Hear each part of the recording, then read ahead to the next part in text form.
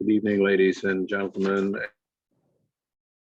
and welcome to the Wednesday, May the 25th, 2022 regular council meeting of Midland Council. This meeting is being held virtually.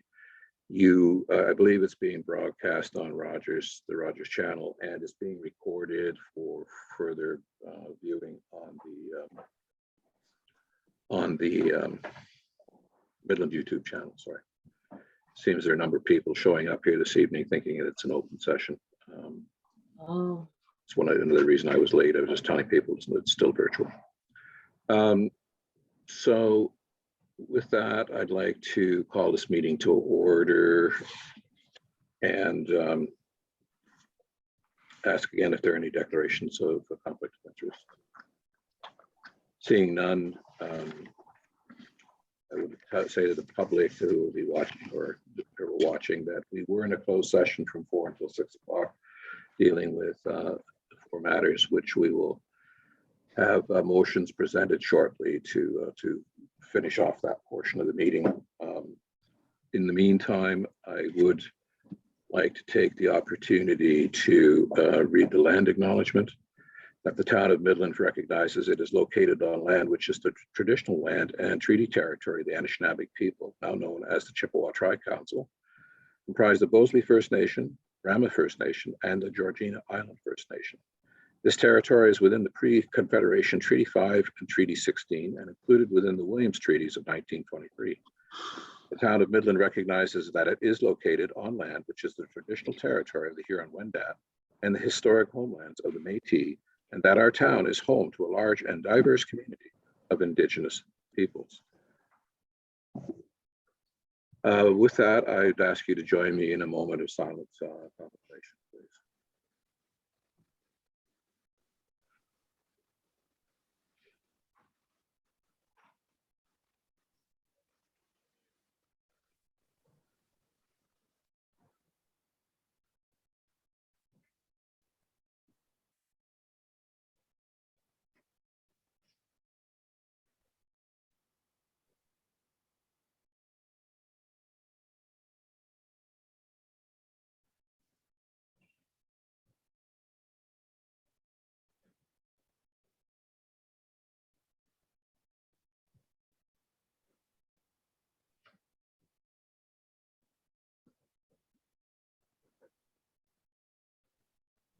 Thank you very much. I seem to have trouble reading this. I'll put my glasses on. So I believe Mr. Deneau would like to address council with respect to retirement and also another announcement. Mr. Deneau.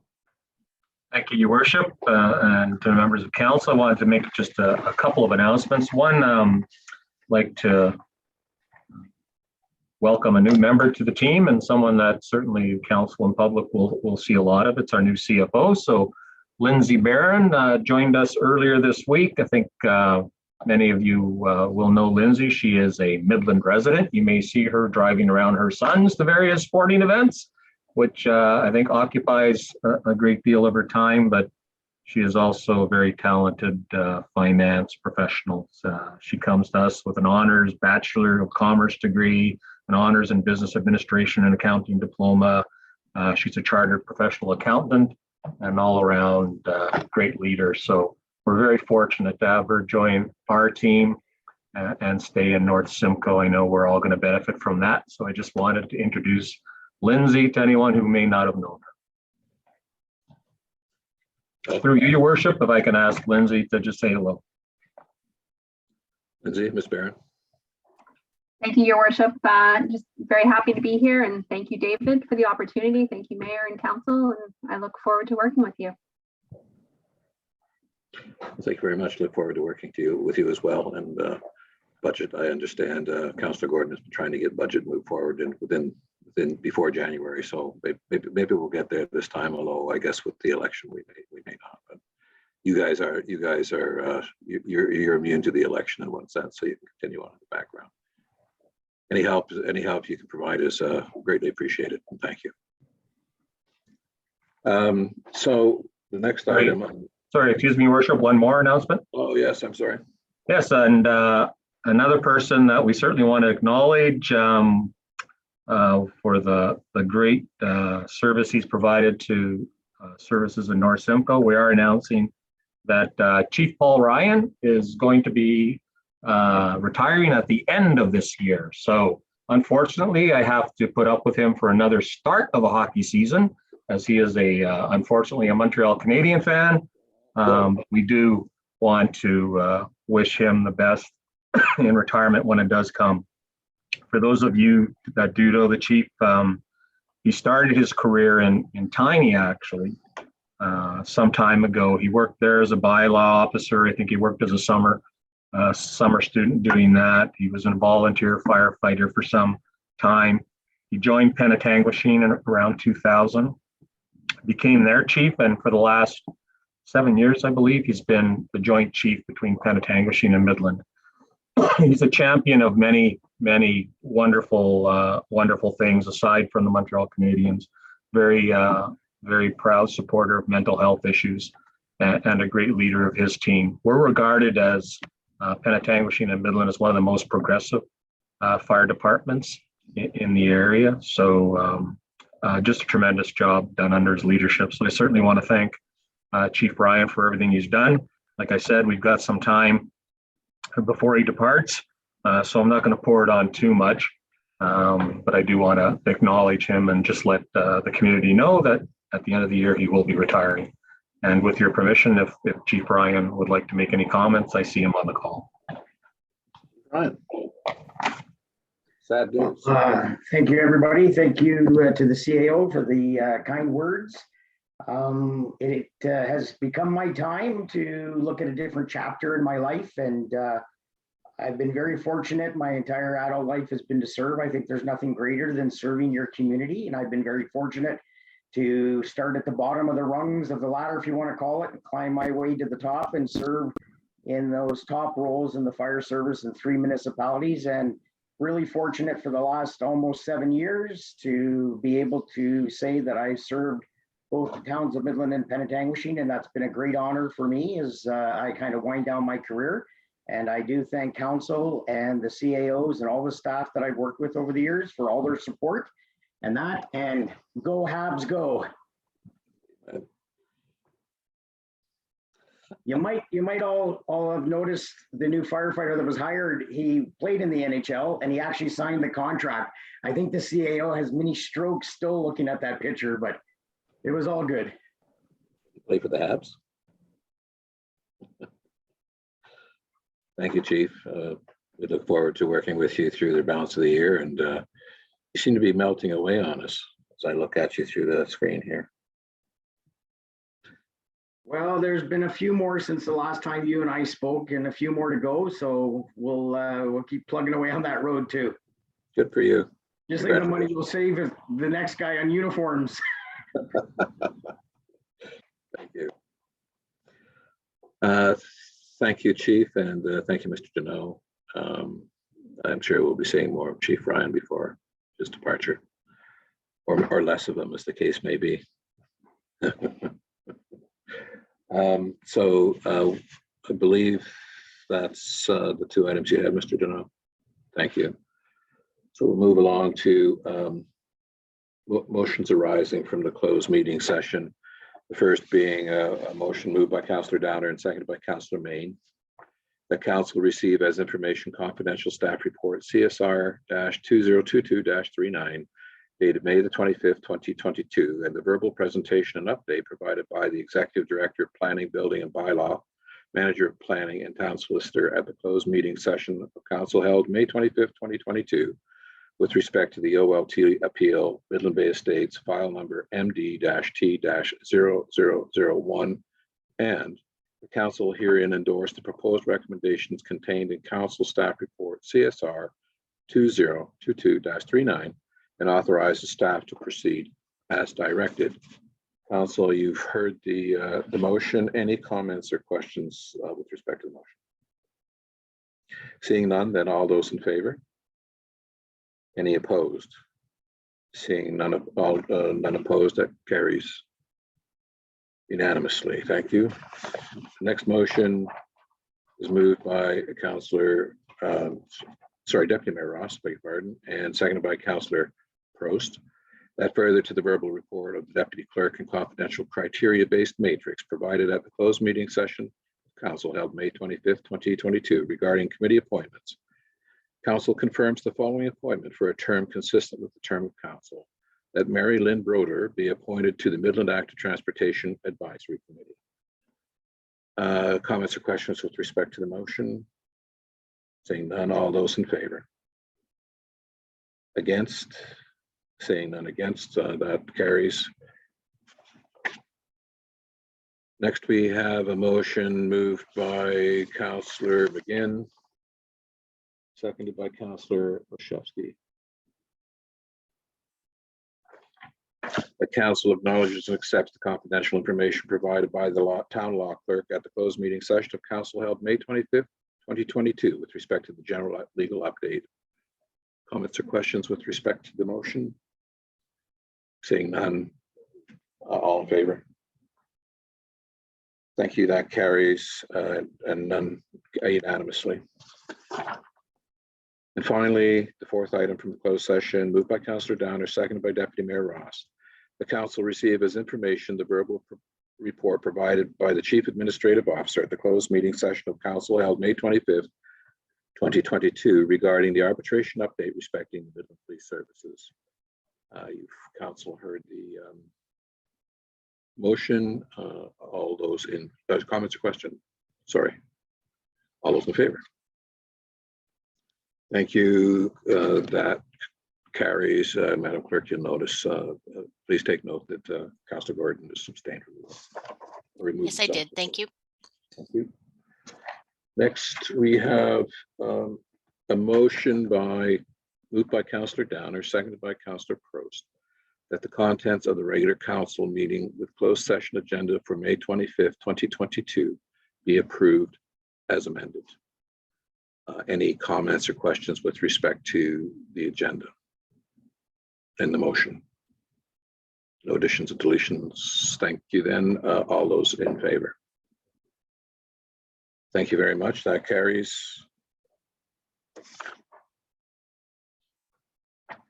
Now we have a motion moved by Councillor McGinn, seconded by Councillor Main, that the items and related recommendations contained within the May 25th, 2022 consent agenda as consent items having been considered by council be adopted with the exception of item 10.4.3 CSR-2022-37 Bayport Village Catlin Phase 2 Framework for Advancing Registration of Block 27 MD-T-0119-640 Bayport Boulevard, which will be considered under section 17, reports and other items withdrawn from the consent agenda for council's consideration. Comments or questions with respect to the consent agenda? Councillor Main. Yes, thank you, Your Worship. Just want to make a brief comment to all the successful applicants and unsuccessful applicants to the community grant program. And just thank you again for all the people who participated in that program, who submitted some amazing ideas. We ranked them and we put forward the top 10, which is just under the $40,000. But just wanted to comment how important that this program is to our local nonprofits and charities. A lot of these groups are under incredible financial duress at this moment. A lot of community organizations are providing great services to our community in almost double amounts as it seems through the pandemic. So we're really appreciative of all the people that applied. And we're also then pleading and asking the community if you are able to donate to any and all charities because it's desperately needed in these times. So thank you for participating in this grant program. But again, please be mindful of these great community organizations, and they're in desperate need of all of our support. Thank you. Thank you, Councillor. Councillor Gordon. Thanks. Just to add on to that, I know Councillor Cunningham's unable to join us tonight, but to be fair to her, during the deliberations at the community grants, we were kicking around how the future of the program and how we can make this thing more viable, especially in the challenging times we're under right now and the impacts on the tax levy, etc. And she brought up an interesting idea that I just wanted to let people know about. This is Councillor Cunningham's concept, is that there be almost like a fundraising event, could be hosted someplace like at the Sports and Rec Center, much like we do the home show, where all local charities and people looking for donations could be showcased, and people could walk around and donate to them, as opposed to a more structured committee style format. Now, I'm not saying that anything like that's being explored in any great detail, but it's something that for those of you who don't get to watch our committees and recordings, that she brought up that really resonated with me. I think it was a great idea, and I gave her a lot of credit for that at the time, and I wanted to echo that tonight while we're announcing the awards. And unfortunately, she's not here to hear the accolades, but hopefully she tunes in later. So some really good brainstorming went on, a lot of passion around the table, Councillor May, myself, and the mayor, and Councillor Cunningham, about how to make this work and how to keep it sustainable. So congrats to the folks that received it this year. Regrets to the folks that we just couldn't, there wasn't enough in the pot to make it all work. And just as a quick recap, we can't tweak it. So if you ask for 10,000 for something and we only have, let's say, 8,000 left, we can't award you 8,000. We have to give you the 10 you asked for, or nothing. We're not, our terms of reference don't let us slice and dice by design. So thank you very much for that. I just wanted to speak briefly too to the disconnecting from work policy. This is really a shout out to staff, especially the ones that I tend to, I'll say it tongue in cheek, hoping it doesn't come back at me here, but I tend to harass our staff by sending emails and queries, and I'll do it at like weird hours of the day whenever I'm working late on town business, with no expectation that it'll be answered that day or that night or that weekend. But there are staff, Mr. Deneau specifically, who I engage with great frequency, who do take the time to answer me off business hours, and that's completely not expected and very appreciated. But part of this new policy really both not only liberates staff from the feeling that they need to keep working even after their workday is done, but it also puts the onus on people like myself who have bizarre work hours and tend to ask questions on weekends to queue those messages so that they don't get delivered and aren't seen by our staff until work hours. So that's something I'm going to undertake to try and to play my part in this disconnecting from work policy, although I do want to express my sincere gratitude at the sort of off-hour responses I get from Mr. Campbell and Mr. Deneau and some of the other senior team that I liaise with about town matters. So as much as I thank you for that, there's no expectation for it to continue. And for my part, I'm going to commit to stacking those emails. So if you come in and check your email at 9 o'clock on Monday morning and all of a sudden you see, 10 emails from Councillor Gordon, I didn't just send you 10, I've been stacking them up and they were queued waiting for you. So the right to disconnect and to work-life balance is something I wholeheartedly believe in. I'm a huge proponent of that in my day job with my team. And I'm equally happy to see this policy get adopted by, it's kind of forced on us by the province, but rightly so, adopted by the municipality, and I'll play my part in it and commit to that, which is about all I can say on that. So thank you very much. We've bought weekend SIM cards for senior management phones. They'll replace the SIM cards. The number's not accessible to anybody. It's unlisted. So we'll you won't have to queue, they just won't be able to access them. No, I think it's great that people have time to themselves and to rejuvenate, and I hope they take advantage of it. I hope you heard that, Mr. Deneau. So if there are no further comments or with respect to the consent agenda, then I'll call the motion. All those in favor? Thank you. It's unanimous.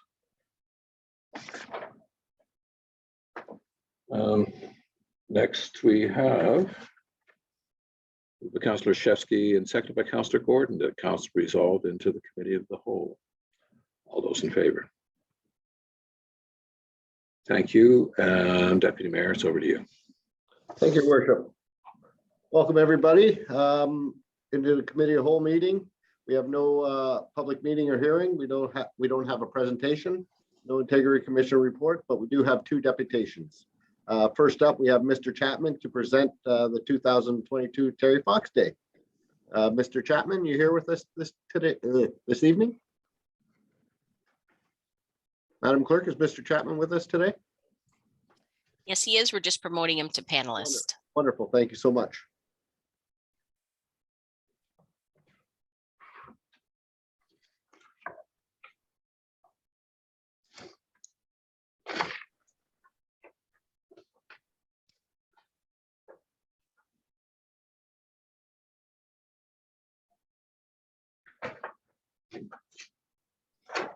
Mr. Chapman, how are you today?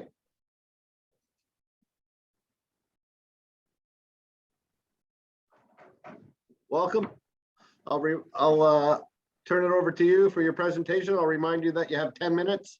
I'll give you the 2-minute warning when we get down to that. But thank you for once again coming for this wonderful event. I hard to believe it's 2022 Terry Fox we're talking about, but it's fantastic. It's never too early, so it's all yours. Thank you very much, sir. Thank you very much. And thank you, Mayor and Council, for giving me a few minutes to bring you up to speed on what's going on for 2022. As you can see here, the big theme this year nationally is about quitting and about how Terry never quit through, whoops, got some odd things appearing here.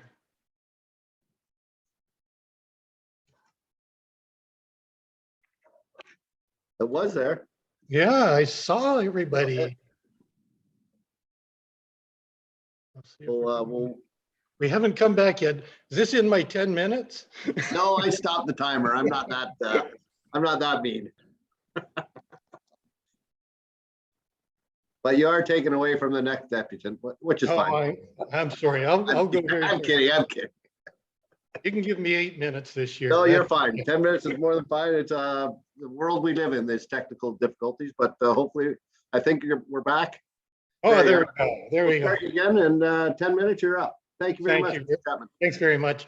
I did get in my little note here. The theme this year is I'm not a quitter. So that's kind of the image we all have of Terry, I think, and we don't want to be quitters either.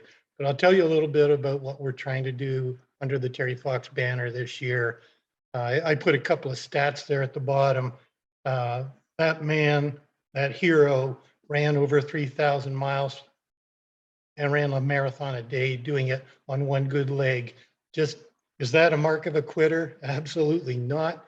A guy who, once he started running across Canada, made $24 million in 8 months. That's not a quitter, just unbelievable. And if you remember, he wanted $1 per Canadian. That was his dream. That would have been 24,000. He made 24 million in that. And since that time, 42 years later, we've raised over $800 million for cancer research by following Terry's lead. Just an amazing story. And I could probably stop right there and give you the time back, but let me go on a little bit. Can we move the slide forward, please? I don't know what the code word is to move things forward here. Anyway, this is my money chart. I try and show it to you every year because I'm a money kind of guy. The last 2 years, when we get hit with COVID, we took a dip, as you can see there, down to $87,000 that we made on the day.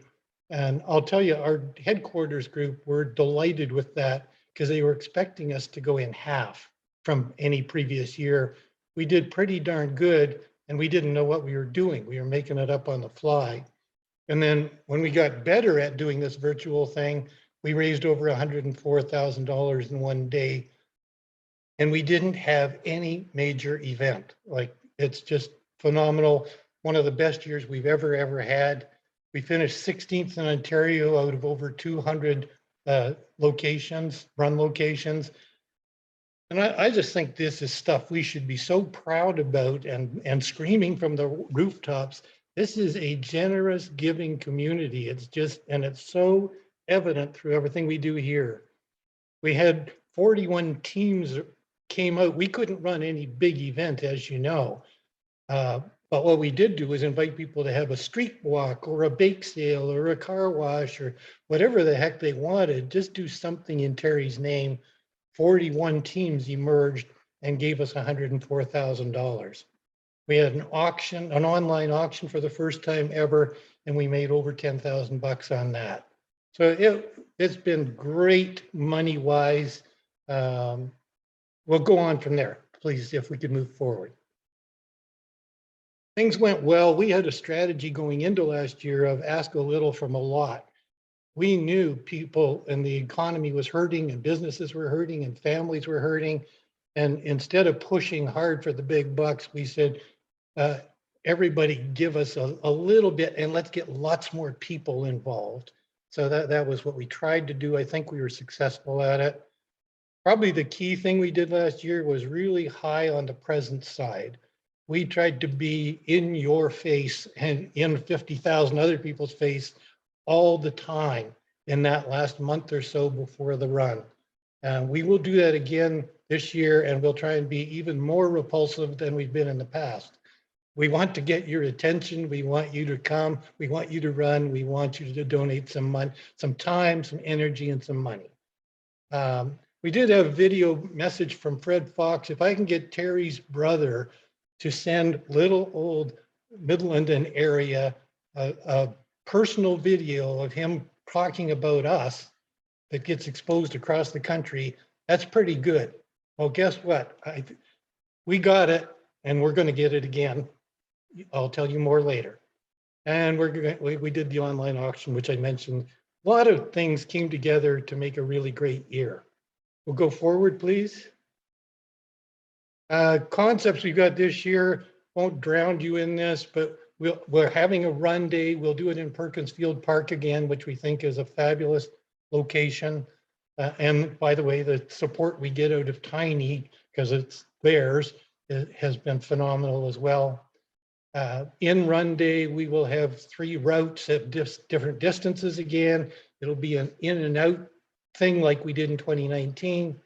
There will be live music, there will be free food, there will be a kids zone that will be wonderful. We're doing far more than having a run. That's why we use the term Terry Fox Day here locally instead of Terry Fox Run. This is way more than a run. This is a gathering and a community building event. We want to make more money this year. I want to move up from where we ended in 2019 at about 844 participants. Want to get at least 1,000 participants. That's only 2% of our population. We should be able to get 5 or 10% of our population out running, especially if this council all come out and join us. The other thing I put on there is 0 expenses. We do everything we do for 0 money comes off the top for us. Every cent we raise, we send into headquarters for research. They take a little off the top, as I'll show you in a second, but we don't. Can we move forward, please? This is just our schedule in 2 seconds. We're going to ramp up as we move through the summer here. That's what we have to do. I won't take you through all these little gory details. Promotion will be the big deal. I have on, you can't see it, but I have on a beautiful new Terry Fox 2022 t-shirt today, which can be yours for the low price of $25, and we'll be around to see you. Tip Tap is another thing we investigated last year. It's a gizmo that allows people to just swipe their credit card and they've automatically made a donation of $5, $10, or $20. It's really slick, really fast, no money handling is involved. We're going to have a presence at the Butter Tart Festival this year, which we've never done before. But we hope we can attract a few people and get their interest and get them to buy shirts as well.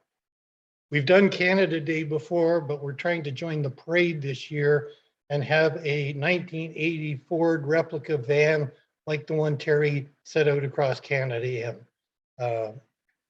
So that'll be great if we can do that as well. Some community events.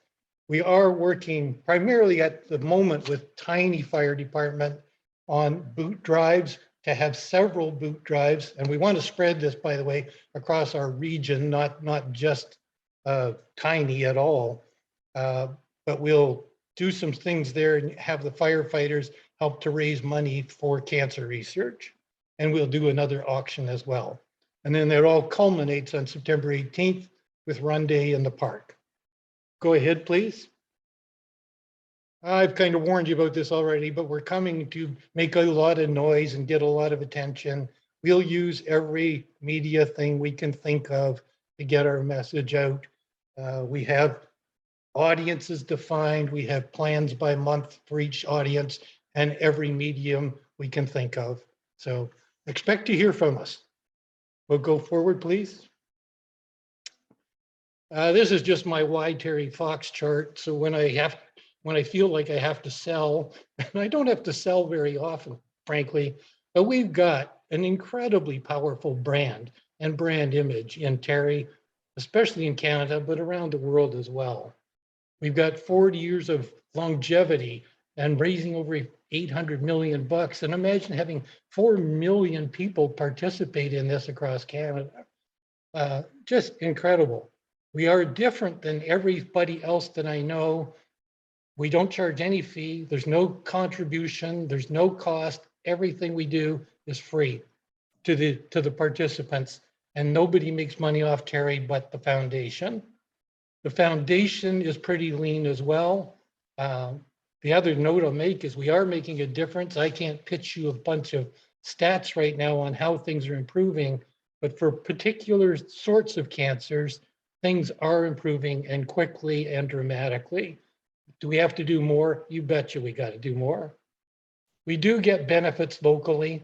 I didn't go in, Councillor Main, I didn't go in for one of the grants locally because I'm dealing much more at the national level than just locally. But we are getting benefits out of this locally. If you go to the Cancer Support Center, I can introduce you to many people who say they are alive because of Terry Fox right now. Certainly we have to throw in money to the big pot as well, because there's some great stuff happening there with technology, trying to match winning cancer solutions with different types of DNA pools. And if we can find those matches, we can really, really leverage this thing quickly. My note on the bottom there is just helping save lives feels good. I come back at this every year, and I will till somebody kicks me out. And it buoys me for the whole year until the next time we get to do it again. And it's a privilege to do it again. Go forward again, please. 1 minute, sir. Perfect timing. What can you do to help? Introduce us to other potential donors if you can. Buy and wear these gorgeous shirts that I'm flogging tonight. Traditionally, you've done a Terry Fox Day in Council and a flag raising ceremony with us. We really appreciate that. Hope you would keep that up. Ideally, you form a activity or run or fundraising team yourselves and come on in and join the fun. If you can't do that, help us with the auction. Give us stuff to auction or buy stuff from us at the auction. Every way you look at it, I want you to come join us and bring money, please.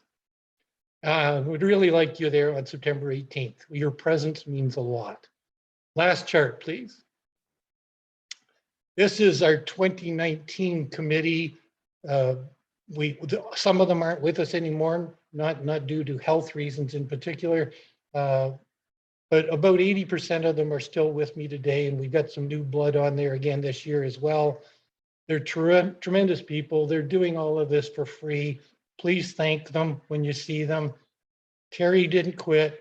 We won't quit. I hope you won't quit, and thank you.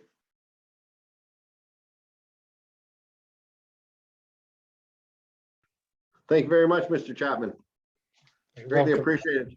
Please stick around. We may have a couple questions for you if that's all right. Yep, that would be great. Thank you. Councillor Main? I always look forward to this presentation. Don Chapman has such infectious positivity. It's a great cause, and we love working with you and your group. And to show you how easy it is as you were presenting, because I always procrastinate, I went and made a team, Town of Midland, Terry Fox team. So we're already registered, and then we'll get that out to everybody. So staff and council, or even anyone who wants to participate under the Town of Midland banner, and we'll see what we can do with flag raisings and proclamations. It's always great. Thanks, Don. Fantastic. Thank you, John. Any other questions or comments for Mr. Chapman? Councillor Chesky? Thank you, Mr. Chapman, for your presentation. I certainly will publicly commit to joining this year. Thank you, Councillor Main, for getting that in motion. I'll be second to sign up tonight, and looking forward to the walk. Looking forward to seeing people and doing it publicly and having a great time. I'm also a sucker for auctions, so looking forward to that. Thank you. It was actually pretty neat the last couple of years. I had the pleasure of joining a group, and we were able to social distance outside and do a walk.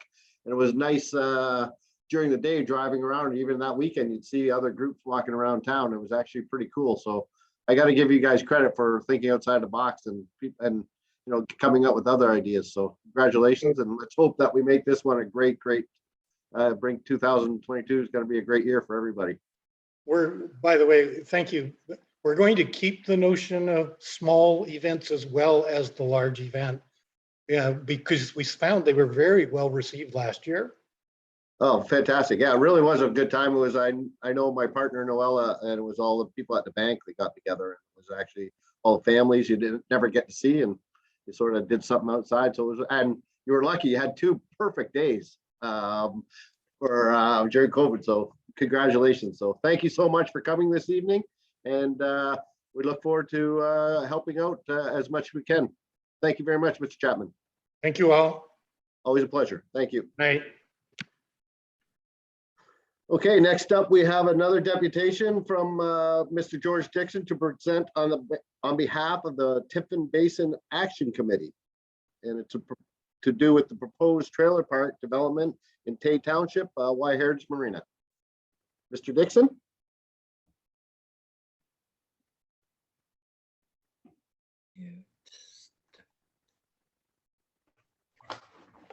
Yes. Hi, George. I mean, Mr. Dixon, how are you this evening? Thank you so much for coming. I'll remind you that you have 10 minutes for your presentation. I'll remind you when you get down to the last few minutes, and I'll turn it over to you. Thanks for coming. Very good. Thank you. Mr. Mayor, Deputy Mayor, councilors, I'm addressing you tonight on behalf of the Tiffin Basin Action Committee. 2 other members, Diane Shriver and Ron Shriver, will also be available to assist with any questions you may have. Tiffin Basin Action Committee is a group of Midland residents from the Midland, from the Riverwalk Place and Aberdeen Boulevard neighborhoods who oppose the development of 74 short-term rentals almost next door at Y Heritage Marina.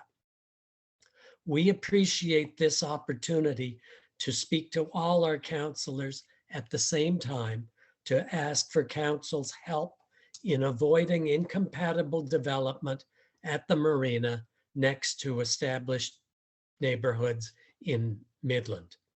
In my experience as a former municipal lawyer, it's an almost unique situation where a proposed development in one municipality will have no negative impact on anyone who lives and votes in that municipality, but will have major negative impacts for people who live and vote in the municipality right next door. That's the situation we face today with a trailer park of short-term rentals at the marina that only impacts neighborhoods in Midland. Tay Council's response has been very disappointing, to be frank. During the Planning Act public meeting on the proposal, Tay Council made it clear that our concerns were no concern of theirs. It was literally said during the planning public meeting that Tay's responsibility was only to its own residents. So that just leaves Midland Council at the local level to protect the interests of Midland residents, almost 200 of whom are on the list to receive our updates about this troubling trailer park proposal.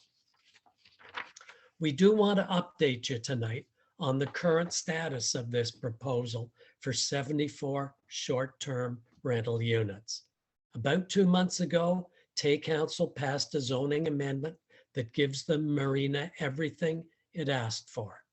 The Tiffin Basin Action Committee has appealed the zoning amendment to the Ontario Land Tribunal. Tay also adopted an official plan amendment. Tay had to do that because Tay's own official plan does not allow a trailer park at the marina. Now, what's Simcoe County's role in all of this? The county is the approval authority for TAY's official plan amendments. So in this rather unique situation with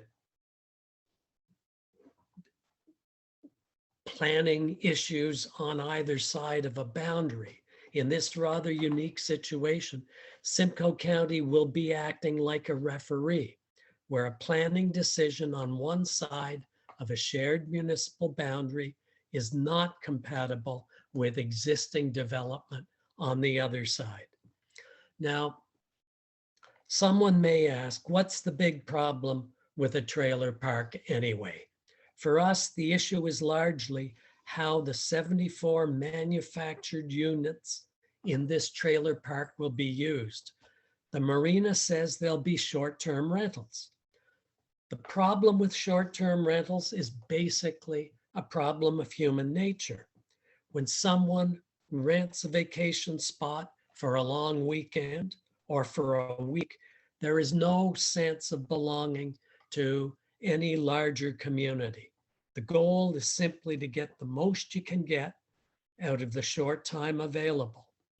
Combine that with the high prices short-term rentals charge, and you create a situation where vacation renters are determined to get their money's worth, even when that seriously disrupts the lives of strangers they're never going to encounter again. We're not trying to convince you that every vacationer in a short-term rental is a thoughtless person who's bound and determined to raise hell and disrupt everybody nearby. But please ask yourself this: what are the chances that out of 74 short-term rental units, all packed together in one place, each one just a few feet from the next, what are the realistic chances there's not going to be at least one big-time party house every night of the week? What do we want you, Midland Council, to do about this? Our ask is simple. We ask you to go on record stating that the town of Midland opposes the trailer park at the marina. That will provide moral support for 200 of your constituents who have to directly confront this issue. But the most important part of stating your opposition is Simcoe County then needs to be the referee and resolve the planning conflicts between 74 short-term vacation rentals on one side of the Wye River and established neighborhoods of permanent housing on the Midland side. From the very beginning, more than 2 years ago, Simcoe County planning staff set out in black and white their fundamental planning concern with the trailer park proposal. The issue the county identified is whether the trailer park is compatible with the residential uses west, that is on the Midland side, west of the subject lands. So before wrapping up, and I'm maybe going to ask the clerk to back us up one slide.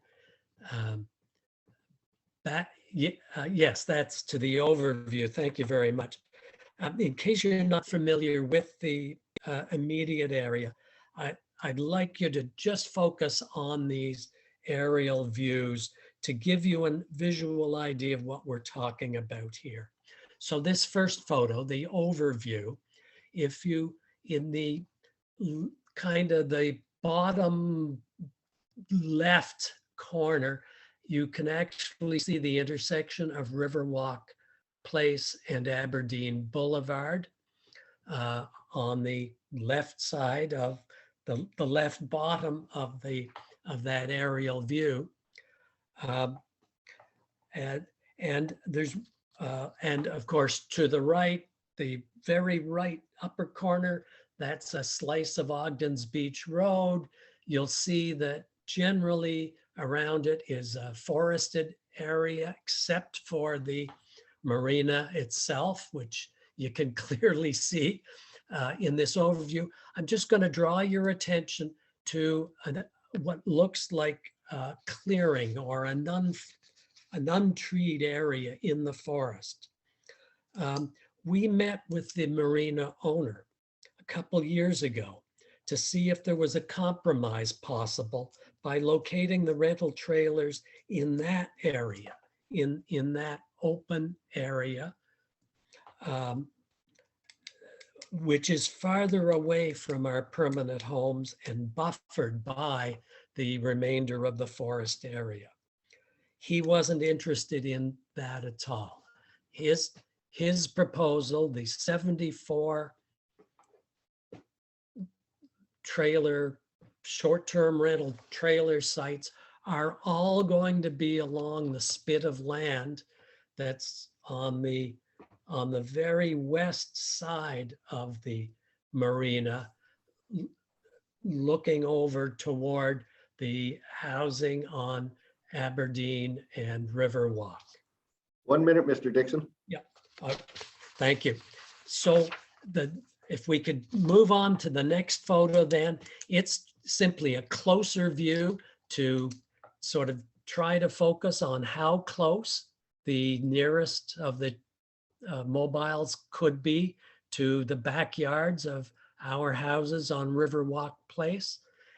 And the next overview, the next slide then, in case just to establish that, this is what 130 meters looks like from the steps of Town Hall on Dominion Avenue. If you go east on Dominion, it's barely 1 block. That's how close these rental units will be to permanent houses. So we're certain you wouldn't approve this kind of short-term rental development if the Y Heritage Marina was located in Midland. It's not compatible in planning terms, we submit, and it's just plain not fair to your residents who make our permanent homes there. So we're asking our town council to go on record stating that Midland opposes the trailer park at the marina and advising Simcoe County accordingly. Thank you all for listening. Happy to try to answer any questions. Thank you very much, Mr. Dixon. Any questions or comments for Mr. Dixon? Councilor Gordon? Thanks. I've had plenty of conversations with other members of the Tiffin Basin Action Committee about this issue, and I think I recall bringing up a motion, I don't know, it was a while ago anyway, where we participated by at least getting our name in there, so if there was an appeal, we'd have standing. And I believe council, I think it was unanimous, supported that.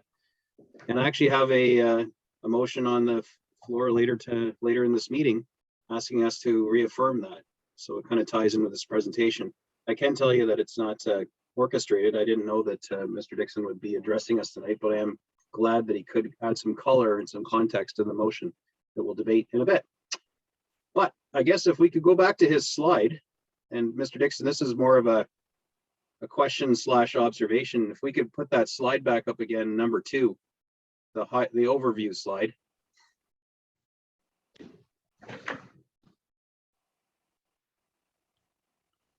I think it was slide 2.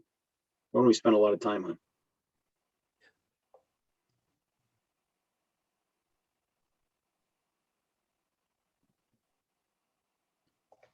Yeah, slide 2.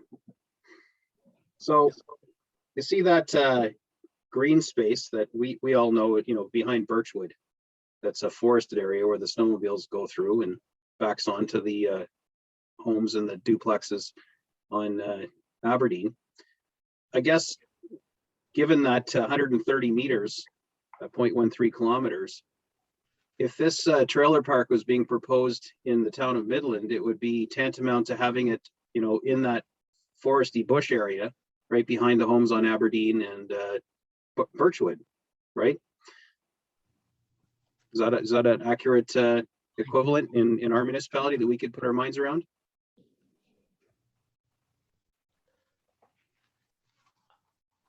Yeah, I certainly would say so, Councillor Gordon.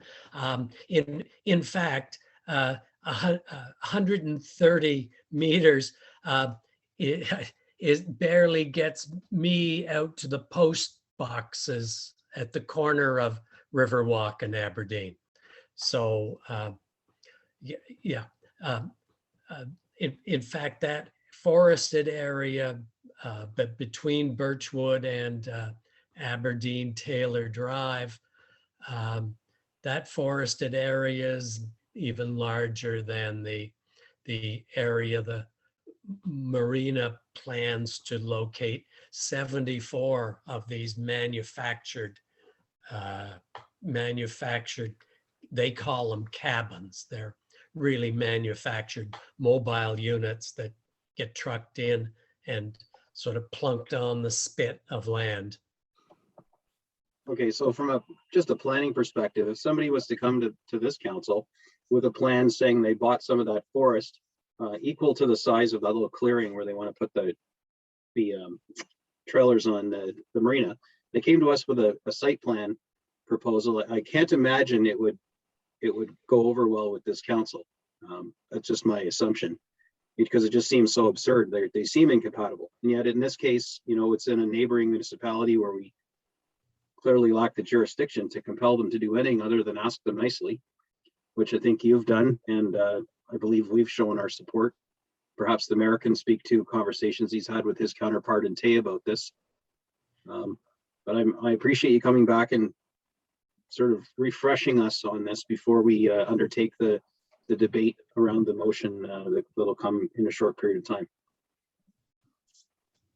Madam Clerk, could you take down the screen so I could see the full council? No, I should have, once Mr. Dixon finished, we do have a motion that came from his presentation, and I'll read it.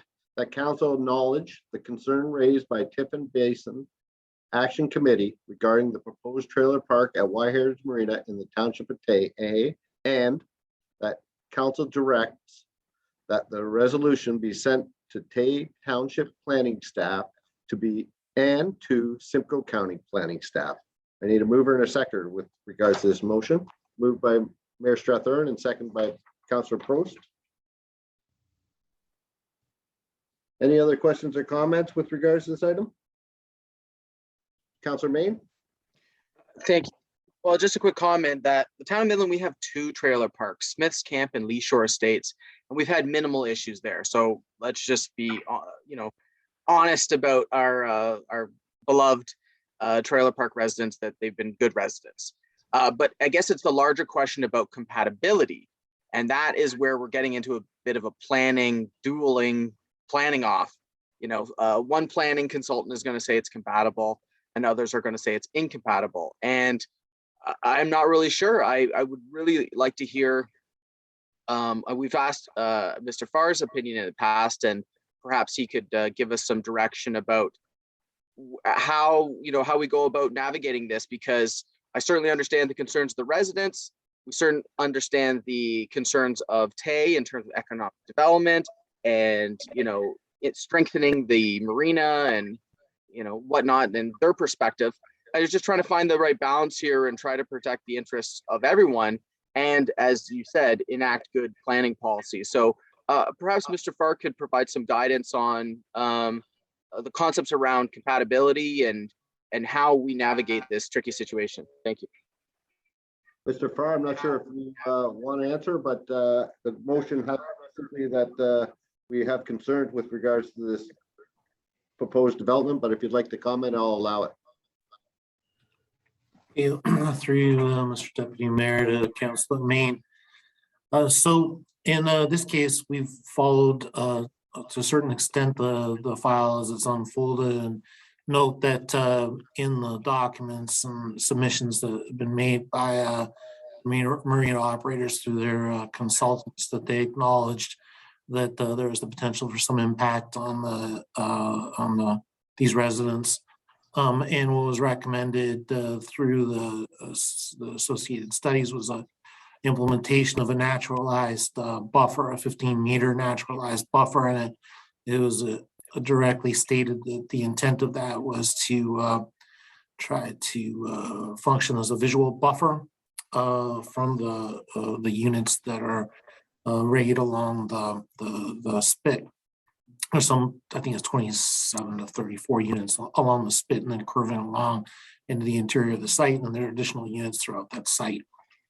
So in the initial some recommendations that went forward on this from TAY staff, there was no consideration of these recommendations that were included in the applicant's own materials. And then we noted that with the approval recommendation that went forward, that the 15-meter naturalized buffer was built into the zoning bylaw. And it was a fairly general zoning bylaw, but an explicit direction is included there that this naturalized buffer be implemented. So there is some recognition of the potential impact on residents through the mitigation measures there that are proposed. So I think that's an acknowledgement. When you get into the notion of compatibility, there is going to be arguments around equivalencies and question of whether the use permissions that are being sought here worsen an existing situation or are more or less compatible with an existing situation. And I haven't formed an opinion as far as recommending any kind of position of Midland Council, because such an undertaking, it requires a kind of a risk and a litigation and a cost analysis of those arguments, and you can get quite deeply involved in parsing through those matters, and you end up in a scenario where you assess what the merits of advancing and what options for advancing might be, and that's not something I'm commenting on now. And I don't want anything that town staff would state about this matter to be on record without consideration of those matters. And certainly also given I guess the sensitivity around the issue of equivalencies and uses that may be permitted on the property now versus the incarnation of this use and the special provisions that are being sought, I wouldn't want to, in this kind of forum, effectively weigh in on one side or the other, because this is active litigation.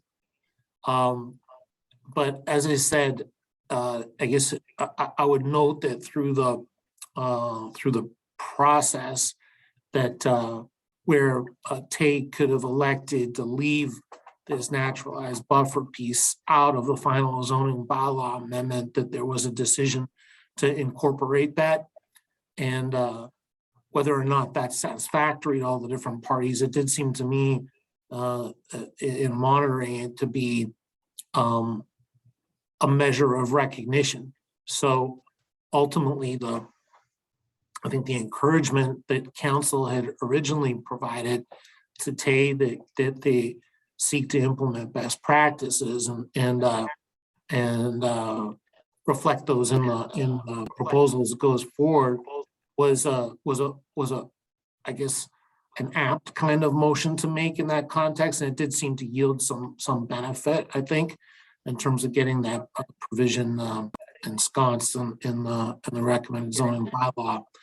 I think, again, other related matters that residents may be homing in on. I think that through their appeal, that they would be able to then focus in on those particular issues, and then seek kind of avenues for their resolution in the context of the appeal. Sometimes, depending on where you are in the process, the different kind of actors act differently. But I would just again say that Midland Council had encouraged some best practices that TAY, I think, in response to the residents and potentially in response to Midland's weighing in, had adopted a measure that wasn't there previously. I think that's what I'd say at this point. Thank you very much, Mr. Farr. I see I have Mayor Strathern and then Councillor Gordon. Mayor Strathern?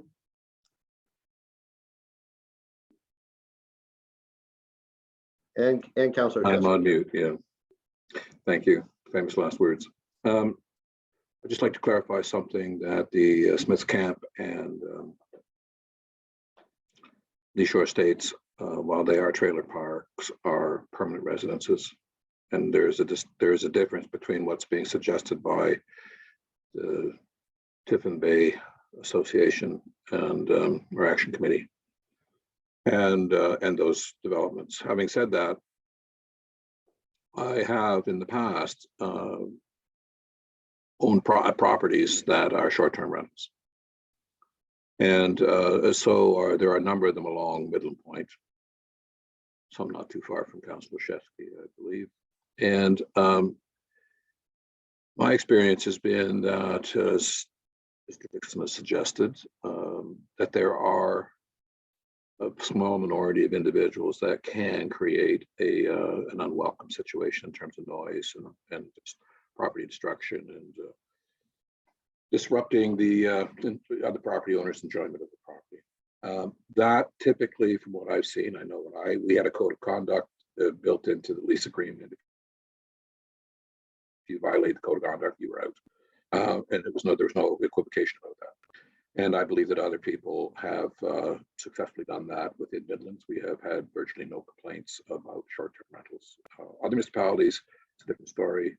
Penetanguishene just recently implemented a bylaw to deal with short-term rentals. Tiny Township will probably bring to a conclusion a fairly comprehensive bylaw that will, it's rather interesting in how they're doing it, but will deal with short-term rentals. Tay Township, at the same time, has been struggling with short-term rental bylaw, and they're unable to come to a conclusion at the moment. They're waiting to see what the outcomes of Penetanguishene and Tiny. And to me, that's the crux of this argument, is that the enforceability of individuals who violate conditions of their rental. I believe at the moment, Tay is looking to rely upon existing noise bylaws, etc. I can't, from the experience of the municipalities who've been dealing with short-term rentals, that's insufficient. It's part of the solution, but not the entire solution. So Tay needs to come to grips with that. But having said all of that, my understanding is that county imposed a number of requirements on Tay, the consultants, rather the proponent, to satisfy. In reading the final documents, it seemed that the county was satisfied with that, the planning group. The one matter that I did not see a definitive statement on is the one that Mr. Dixon brings up, which is compatibility of use with the neighbors to the west. So this has gone through the various machinations of the planning process and is now in the hands of county planning, and they will put it on the agenda at some point. I'm assuming in the not too distant future. I almost expected to see it yesterday on the agenda. It wasn't there. I don't know when they'll do it, but the planning department at county will take a look at it for all the issues that go into these matters and make a recommendation to council, and we'll see what county council, we'll see what that is at that time. In the meantime, everything I've been told around the planning matter is that they have met the conditions, and in fact, there were in the previous bylaw, and I'm going to ask Mr. Farr this question. In the previous bylaw, it seems to me there were permitted uses. Do you happen to know, Mr. Farr, what those permitted uses were?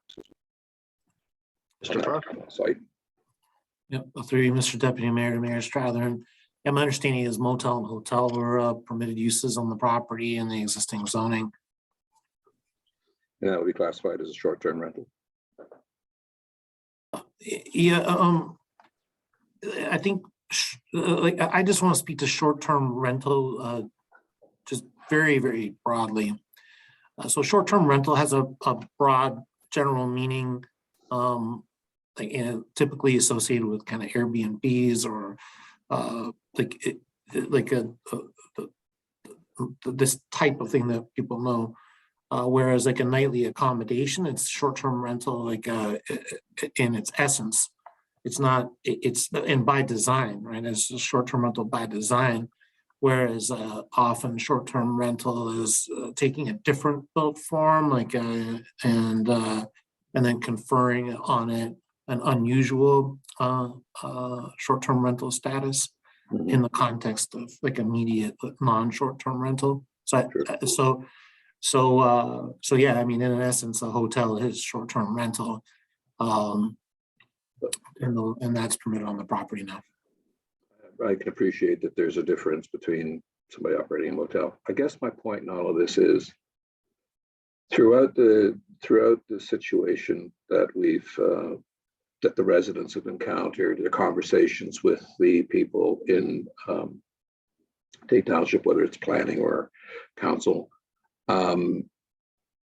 we've been basically sympathetic to it, but loath to engage in something which is across the river. We've had our folks look at it, and the recommendation was the motion that came forward, which Councillor Gordon mentioned a little while ago. And that was to give us a seat at the table should we want to, because we participated in the process, but also to show that we expected best practices to be adhered to.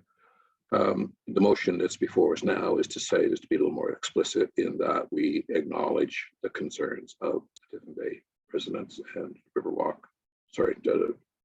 Aberdeen and Riverwalk residents, and who voiced their concerns. We recognize, acknowledge those, and we wish to then let Bay Council and County Council know that is so. But I don't want to raise an expectation that the town of Midland is able to intervene in any significant way, because we don't really understand whether we can or can't. I don't understand that. I do want to have a place at the table in the event that we find that we can. But I also don't want to raise expectations and create false expectations of those residents as to what Midland can or can't do, because I just don't know. I'm not sure we can do anything other than moral support, which you have. I don't think there's anybody on this council would say you don't. And so I just wanted to make that clear that I personally will. So I move the motion. I support the motion. I support the residents to the extent that the municipality is able to do so, and that our professionals suggest that we can do. And we'll wait to see what the county staff, planning staff do with what the Tate Township's put forward, and then we can deal with that when the time comes. Thank you, Your Worship. Councillor Gordon. Thanks. I'd like to take that support one step further, and maybe we can just deal with my motion. I can abandon it later on, because effectively what is on the floor right now, or what we're talking about, is almost the motion that I committed to bring it forward. And it takes that one step further than just thoughts and prayers, which seems to be the buzzword of the world right now, especially when you look at the stuff that's happening everywhere. It's all thoughts and prayers instead of actual action. I'm more of an action guy. I think we all understand that this doesn't feel right. It's not a good fit. We wouldn't approve something like this right next to them if it was in our municipality. And the only real say we have, other than thoughts and prayers, is the two members of this council that vote down at county, which is deputy mayor and mayor, unless they send Councillor Cunningham in their stead for one of them.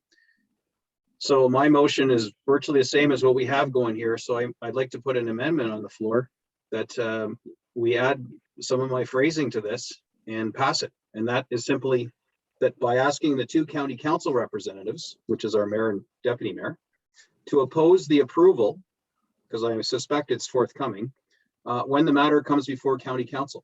So rather than just thoughts and prayers, I'm asking basically to have our two representatives and potentially direct the third in case they have to, send her down, that they're going to vote no to this.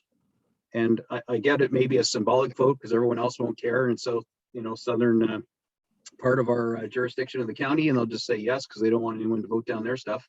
But I would like to see a commitment by the only two people on this council who can actually vote no at county that you'll do that. So that's the wording I'd like to have added to this so that it's not just a thoughts and prayers motion. So, Madam Clerk, we have an amendment on the floor. Do we need to stop the conversation on this original motion and move to amended motion? Is that correct? Yes, it is. I just want to be clear, what was the exact wording for your amendment, Councillor Gordon? It's effectively copy and paste from my motion 22.2. So you From want the- the same wording? Well, the wording to the right of Tay Township. So where it starts by asking the two county council representatives to oppose the approval when the matter comes before county council. And you'll notice I'm using the word asking. I'm not compelling either of you to vote. You can vote how you want and, you know, deal with that. And you vote your heart and your conscience. That's what your job is. But, you know, you would know that we're asking you to vote that way on behalf of the residents and as a council. So my wording is there on purpose. Okay, I'm just wordsmithing it for 1 minute.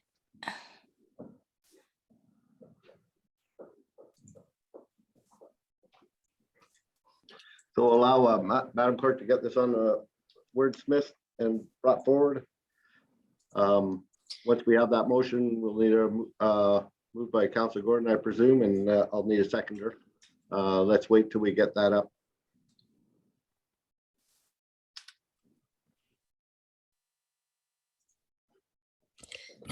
Okay, so the amendment would be that the two county council representatives oppose the approval when the matter comes before county council? That's correct. Is that correct? All right, I need a move by Councilor Gordon, second by Councilor McGinn. We have an amended motion. All those in favor to bring this forward? I don't see it. 2, 3. See 3 votes. I don't see it's going to move forward, so we'll go back to the original motion. So the And amendment's defeated. The amendment is defeated. Next up, we have Councilor Chesky on the original motion. You would need me to read it, or you're fine? Yeah, no, I'm fine. Thank you very much, Mr. Chair. I just want to say first, I appreciate Councillor Main's comments about the trailer parks not being riffraff. My mom is proudly watching from Lee Shore Estates as we speak, and she'd be happy to hear that. So she is a bit of riffraff, though. She'd be proud to hear me say that. So the Birchwood, the way Councillor Gordon frames this, would I approve the same development on Birchwood Drive behind Aberdeen? Absolutely not, I wouldn't. And when it's framed that way, it sounds like an easy decision, but it's a little deeper than that. We're kind of pitting our staff against their staff by approving this. I get approving the original motion as a symbolic gesture, thoughts and prayers, as Councillor Gordon put it, or moral support, as our mayor put it. We have a lot of short-term rentals in town. The one on my street around the corner is an Airbnb, and I've met tons of residents who've been in and out of there, and never had a bad experience in my past or in any time. I think, being that it's in a marina, I think that adds another layer of security. Councillor Gordon, you frequent boating and stuff. You should know I've been to many marinas, and not a lot of riffraff goes on there, and not much tolerance for riffraff. I find the boating community is very respectful of each other and their property. They've invested lots of money on this stuff. They don't want people messing around their investments. So I think they will work in the marina. It's in their best interest to work in security to this development, because they've got millions and millions of dollars of boats on that property. So I have faith in the marina to do the right thing there in terms of security. I also believe in the power of 4. I think Mr. Farr was alluding to it, and Mayor Strathern as well, and just saying that there's potential for bad blood in this conversation. We're really throwing our weight around thinking that we have any say in this decision. To ask county councillors to tell them how to vote going into county council's a new one for me. I don't know that we have any authority to do that. I'll leave that alone there, but I don't want to cast any stones at Tay Township personally. If I was going to, it's that they're not the 4th owner at the airport. I won't get into that today, but I personally will support this motion symbolically. I don't feel comfortable throwing any letters with any strong words at anyone. I understand how strongly these residents feel about it. I understand why the marina doesn't want to move it to the sand pit in the middle of the development. It's the same reason that the residents that live on the water live on the water. There's value to being on the water, and the marina is utilizing their property and their value. So I can't fault them for that. Long story short, I'll support the motion symbolically. Thank you. Thank you. Mayor Strathern?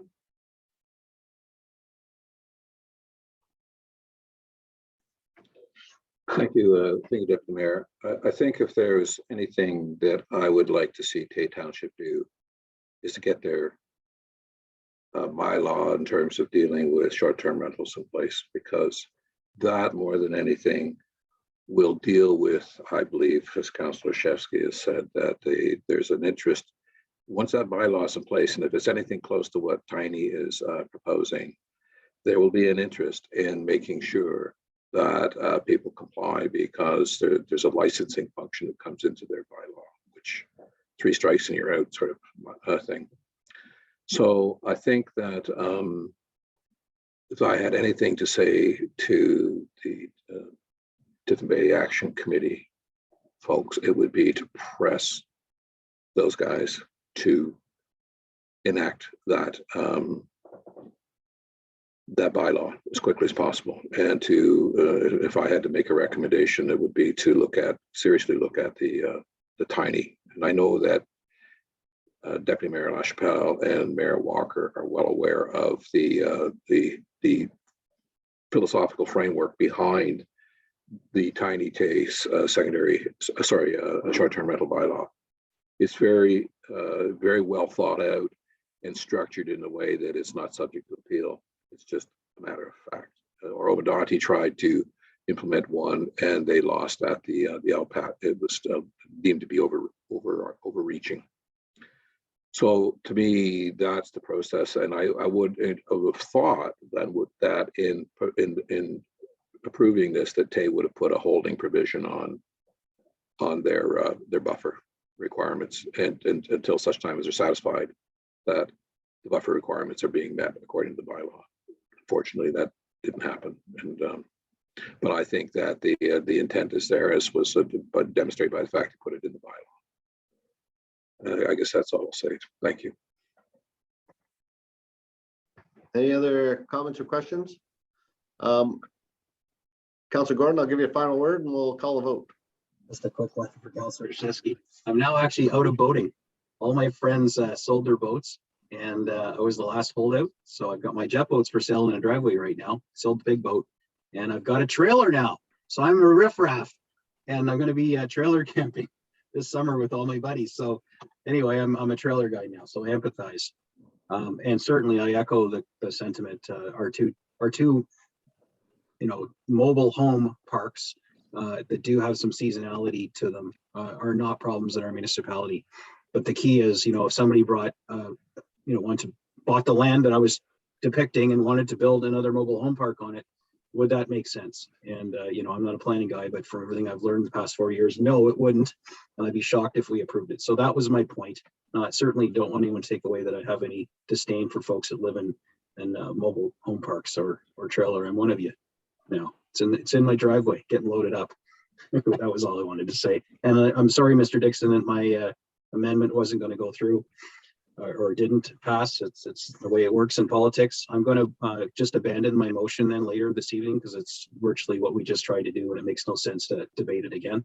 So I do appreciate you coming tonight, and I did what I could for you, or at least I believe I did what I could for you. Hope it was enough. Thank you, Councillor So I Gordon. think we've all done what we could do for Tiffin. Yeah, thank you very much. And council position. before we have the vote, I just had a quick comment, if I could. I am going to support this, as Councillor Chesky said, symbolically, to show our faith in our resident. But I do have a quite concern, and I'll share. It just has to do with, I'm not sure how to phrase it properly, but to be a neighbor. And the fact is, if Tay had come to Midland and complained about something that we were doing, I would be so offended. I don't know how I'd handle it. And it just sort of I'm going to support it. I completely understand what Mr. Dixon has said, and I understand, but it really, I think we would not be handling it the same way we're talking about it right now if it was reversed. I honestly believe that. You know, another municipality came in and told us and tried to tell us, you know, something that our town, that our council approved, that we think it's great, and we got all this great fun going, and then, you know, Tate started telling, no, I think we would not be we'd be reacting very, very differently than we are right now. So that's all I had to say, but I'm going to support this. Any other questions or comments before we call the vote? I see none. All those in favor? So carried. Opposed, if any? Thank you. Next item up. Thank you, Councilor. Thank you, Mr. Dixon, for coming this evening. I appreciate your time, and thank you for your presentation. Thank you, sir. Next up, we have items that were withdrawn from the consent agenda, and we only have one item, and it's a staff report CSR-2022-37, Bayport Village, Caitlin, Phase 2 framework for advancing registration of Block 27 MD-T-0119 640 Bayport Boulevard, dated May 25th, 2022, be received, and one, that council directs staff to manage the allocation of staff resources dealing with other development reviews and committee planning matters to assist with processing approval of lots within Block 27 of draft plan of subdivision MD-T-0119 Bayport Village, Caitlin, Phase 2, subject to engagement by Caitlin Corporation in accordance with the framework set out in the report CSR 2022-37. I need a mover and a seconder to get this on the floor if I could. Moved by Councillor Strathern, second by Councillor Gordon. Any questions or comments? I believe before we turn it over to council that Mr. Deneau, did you have something to add, or Mr. Farr? Thank you, Mr. Deputy Mayor. Just a little bit of background on this. This has to do with a block of townhouses in the Bayport Village development. For people that might be watching, and for just a general knowledge, this is the development on the northwest corner of Midland Bay. There's, if you were to drive through it today, you would see existing built single detached houses and townhouses. And then you'd also see some a site preparation underway that is occurring in anticipation of ultimately the registration of a second phase of development in this area. And it's that second phase, Phase 2, that's generally the subject that's associated with this report. What you have is this townhouse block in Phase 2, which isn't yet registered. By that I mean the developer hasn't achieved all the necessary clearances and approvals for them to turn their draft plan approval that council approved in 2019 into registered lots that you can build on and sell houses and transfer title to owners. So here you have a townhouse block that received a conditional building permit, and the permit was issued in anticipation of Phase 2 getting registered. So the townhouse block, you can drive by, you can look at it today, but because the subdivision isn't registered, the title to the individual units and the lots associated with those units can't be transferred to prospective purchasers. And in this case, we have a builder developer, that's Caitlin Corporation, that's sold those units to buyers before being able to fulfill the conditions and get the thing registered. So we have been contacted by buyers of those units, and they are imploring both Caitlin and the town to try to find a solution that would allow them to take possession of these units. And so what this report did, because there was a kind of a high level of interest in this, is it sets out a framework that those buyers and the developer and the town, everyone can see. It's available to anyone that's interested in this matter, and they can see what a pathway to approval would look like. And we've sort of offered this up in the hopes that that Caitlin would kind of engage with the town on this matter to try to find a common solution for these buyers. And I want to say that the town is not privy to the details of these purchase and sale agreements.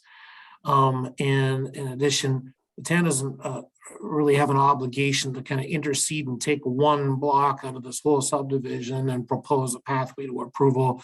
The broader subdivision itself and the subdivision in which this townhouse block sits is going through a complex technical review, ultimately on the path to registration. Why would this be any different from that? It's that this block sits right next to a bunch of other townhouses that were built. There were services were put in the road. It's sort of tantalizingly close to being finished. And the prospect is there that if you come up with a kind of creative solution, that you could put these people in with the cooperation of Caitlin and their homes, that they could finalize the purchase and sale agreement and transfer title if those lots could be registered. So it's a positive, I think, option that's been put forward. And we've had some discussions with Caitlin's new planner on the file, and there seems to be an interest in moving forward with this, and we're quite hopeful about it. And we wanted to put it to council because it is something that staff do have delegated authority for quite a bit of the approvals that would be involved here. Council approval is still required, but it's something that I think that's important for council to acknowledge, because we're an extremely busy municipality right now in terms of planning and building related matters. And this is kind of stepping outside of our normal mode to set a path, but it's one that, having done it and received some feedback on it, we think offers a prospective solution.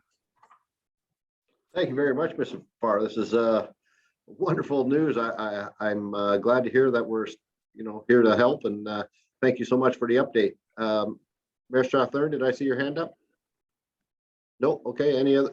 Councillor Gordon, any questions or comments with regards to this motion? Yes, I'm sure we're all in receipt of the same email with the letter today from the developer. They read the staff report and seem to be quite, happy with that it's, got some legs now and is moving forward. And I'm not suggesting that's because of the town. It takes two to tango here. So there was some suggestions or requests in that letter that I'm assuming we've all read.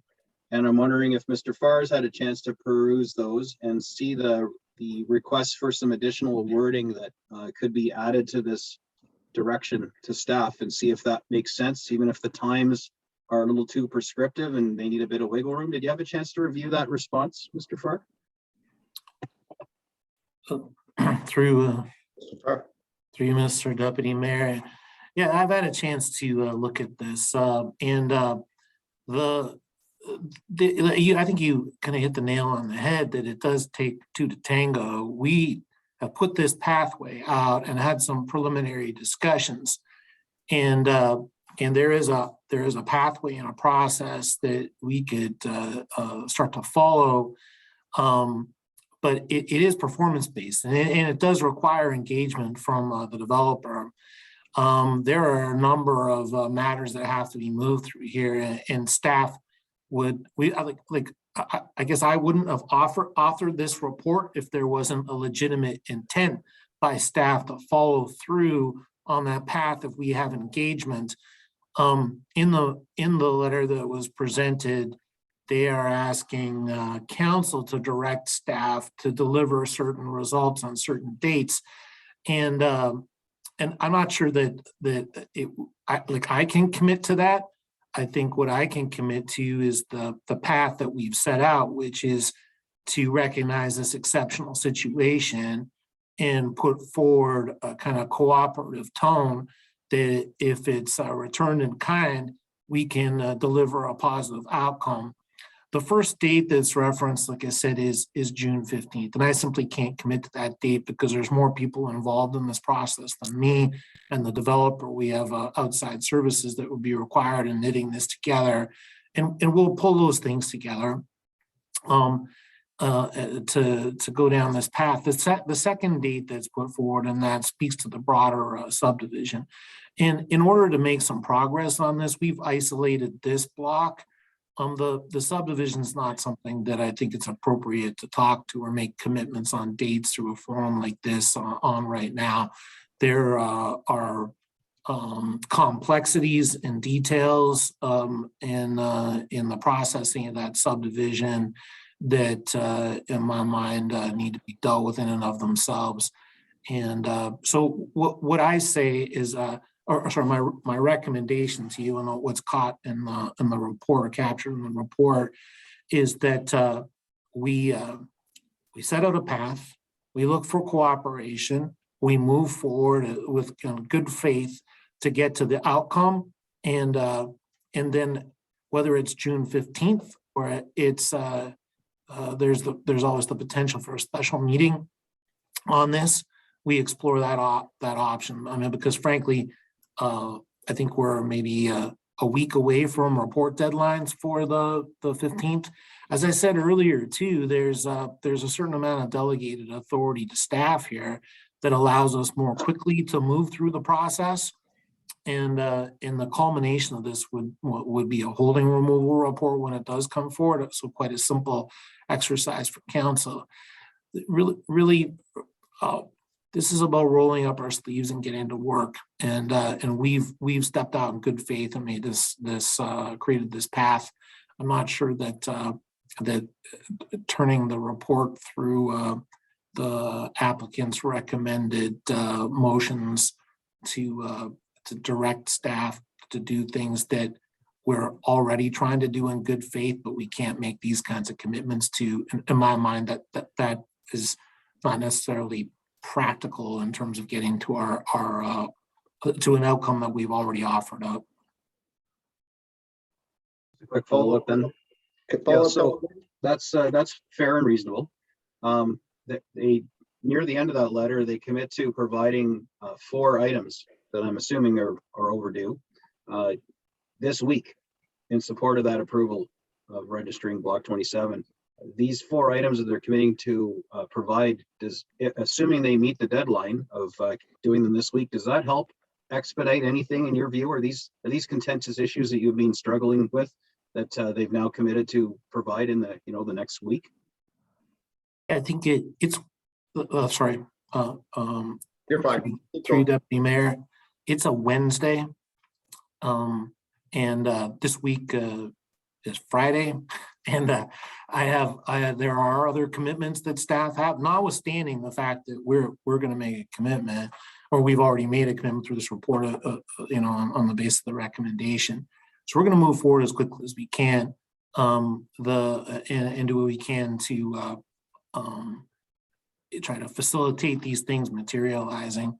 I can't commit to something happening this week, but things are happening. We have a pre-consultation application. I've had discussions with the planner, and I would say, because it's sort of counterproductive, but I would say that this issue's been known for probably more than a year now. And we have been encouraging a solution, and it has kind of culminated in this report, and which I think is gonna advance that solution.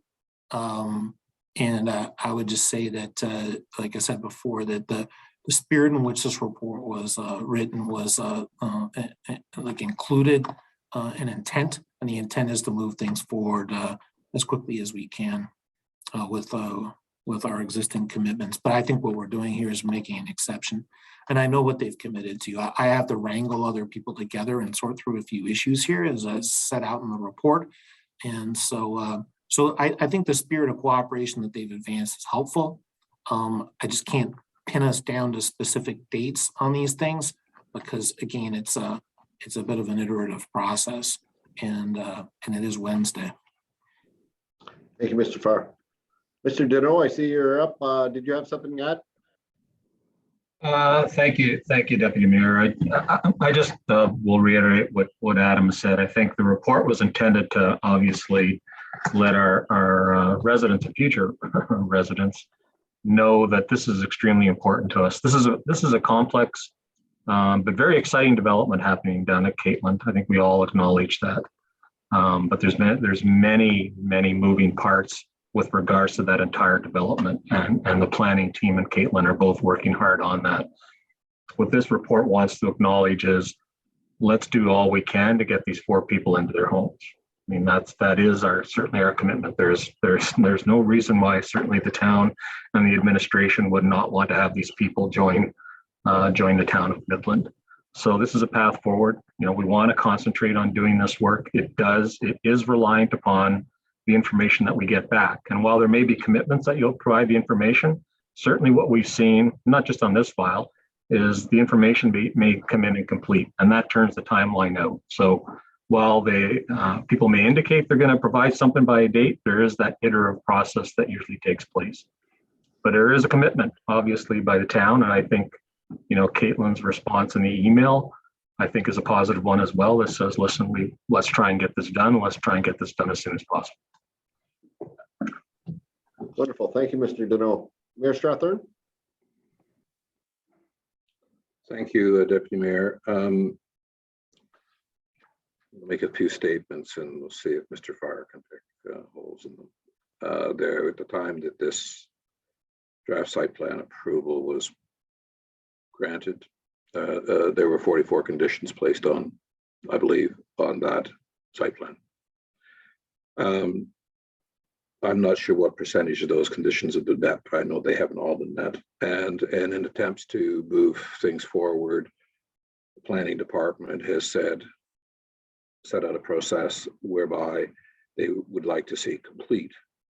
If there's a condition A and there's a complete folio that deals with condition A, condition B, likewise, and so on and so on and so on.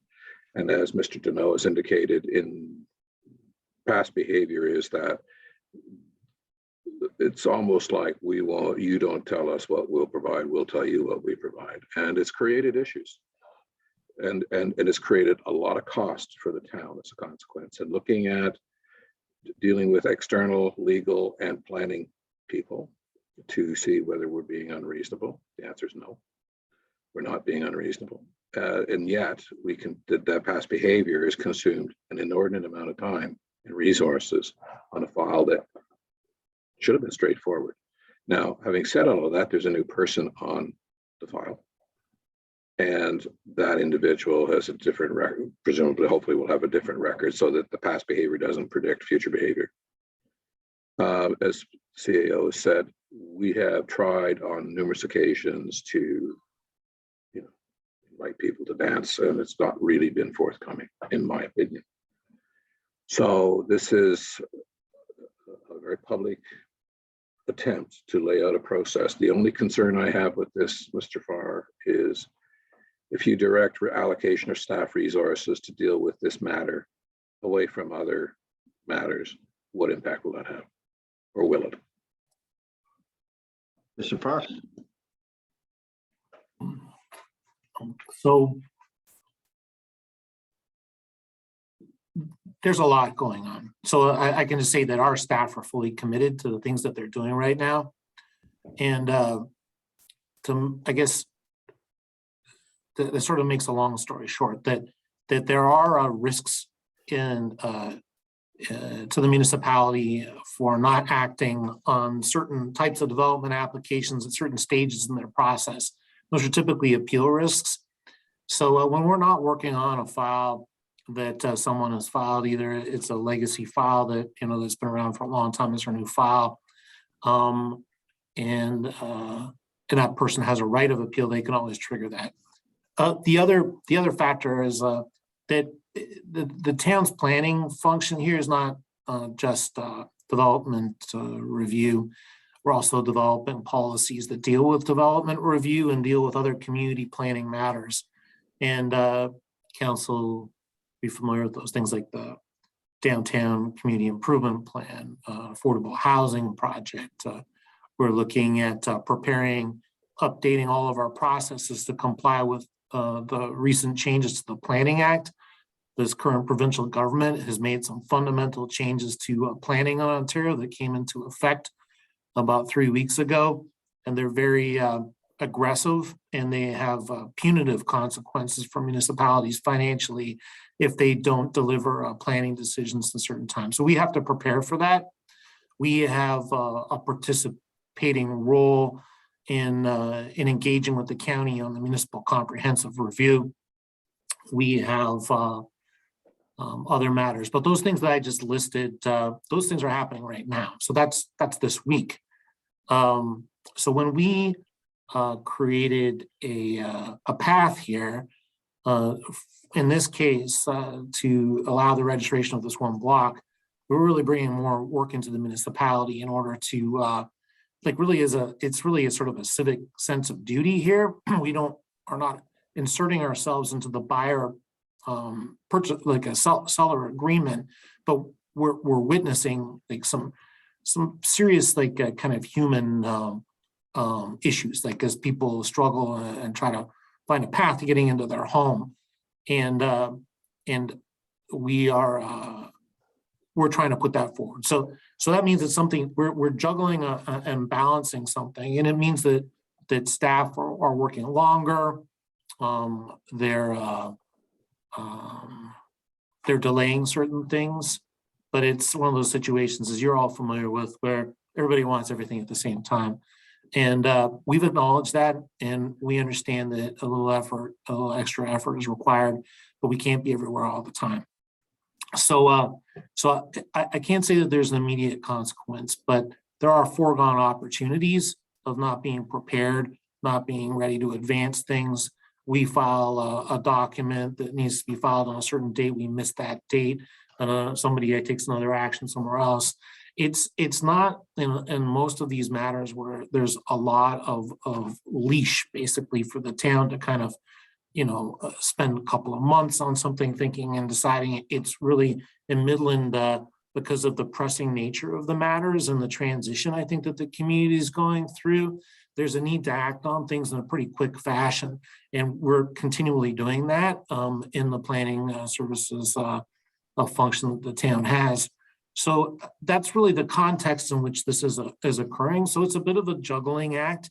It's not something in council's strategic priorities to kind of reproduce some work here to bring forth a solution.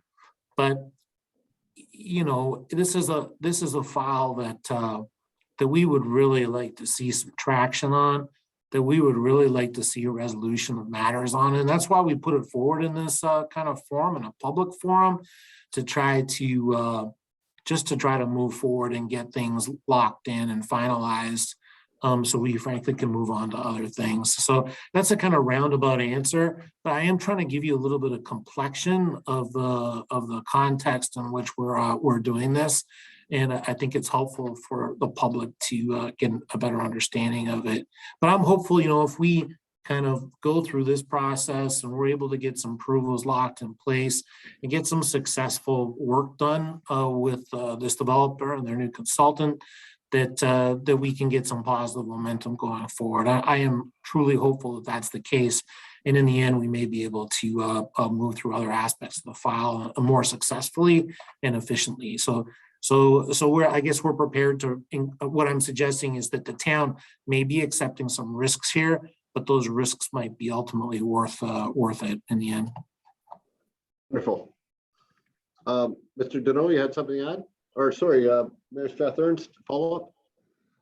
Thank you. So I mean, the report sort of speaks to this, but so what I'm hearing you say, there are potential downstream risks, but in your mind, given the additional effort that staff are willing to put forward, and thank you for that, that you can deal with this matter and sort of shift from one foot to the other, and the risks are manageable. And I think I heard you say that there are unforeseens, but from your view that this is unmanageable, and I would support, personally, I would support what's here. I just want to be sure that you are comfortable and don't feel that you're being pushed to an unacceptable risk level. I'm not hearing that. So Well, through you, I just want to respond quickly.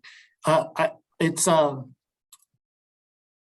like I said, that there are risks, and we're working through this process to I mean, I think really the driver for us is really the human situation. This is a kind of a moral issue, you know, like for the town to stand aside and watch this. It really is in a kind of acute suffering. I mean, I think council's aware of the desperation that these buyers are facing, and so it's in that context that we put this forward. This is not about like here's our business model and this is here the rough outlines.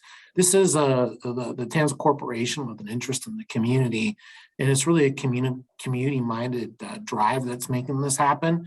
And I mean, there are other issues that may emerge. I mean, we try to put forward the most offensive and like successful package, a well-considered package on every matter that best represents the community, the corporation's interest, and all members of the community. We do that in every case, and we continue to do that on other files with Caitlin as well. But here's an opportunity, and I think, like I said, with a successful resolution of this, I think that like I certainly, as a staff member working with the town and working in service for council, would be more satisfied doing this than not, I guess, is at the bottom line. thank you. Thank you. Any other questions or comments? I see none. We'll call the vote. All those in favor? Opposed, if any? So carried. Thank you so much. Next up, we have notice of motion. Any notice of motion this evening? Sorry, I apologize. Mr. Deneau, or a COVID update? Thank you, Deputy Mayor, members of council. Provide a quick update on the COVID situation. I think the last time I updated you at our last council, since that time, there's been 23 additional deaths in Simcoe, Muskoka, almost one per day between council meetings. 4 people are in active ICU, 28 people are currently in the hospital with COVID. So I think we're all trying to manage the situation, but of course the situation is still quite fluid, as I think we all know. So that's kind of the current epidemiologic situation. On a more positive note, some of the progress that has been made in the town, I think one of the successes we saw was on this long weekend. We had the GoVax bus here in town, and 92 doses were administered with that GoVax bus over the long weekend, and 4 of those doses were first doses, so people starting the process. So that was a positive, community event that we sponsored and were able to do with the health unit. And that GoVax bus will be back during the Butter Tart Festival, again, making it easy for anyone who wants to take advantage of that. So that's another good thing. So suffice to say, things are very, very busy, not only in the planning and engineering world, as you heard more recently, but on the event side. If you see Nicole or Karen, give them a pat on the back, because I'm telling you, they're working incredible hours trying to pull off all these events that are coming up. And the big one coming up, obviously, is the Butter Tart Festival. Again, we're making sure we take care of all the protocols, managing that, and a great response to the volunteers on that one. So that's a big event coming up. We've got the fishing derby for the kids coming up as well, tall ships. We've got a cruise ship coming in, and the Canada Day event. So lots of celebration going along. We want to make sure it's done safely, but we're quite confident that can be done. But it's not without a lot of work from certainly the staff and all those volunteers that participate. So certainly wanted to acknowledge them. The last thing I just wanted to mention was we're going to remove this as a standing item on the on the council meetings. We just don't think it's necessary to continue to provide these updates, the information in terms of the COVID monitoring. I think we can all get access to that through the Simcoe Muskoka Health Unit. Our control group that kind of manages the COVID situation or any emergency situation will continue to meet. We meet on a monthly basis. It involves the mayor and the deputy mayor. And should anything be required to update council, we'll certainly bring those updates to council. Or if we need to seek direction, we'll certainly come back to council. But I just wanted to let you know that we'll no longer have the COVID update provided during this event. I did understand that the mayor was directing some people who were, I think, trying to come into the chambers for the meeting. So I just want to let you know that, again, we're being quite flexible in how we make those decisions. I know the clerk surveys the members of council.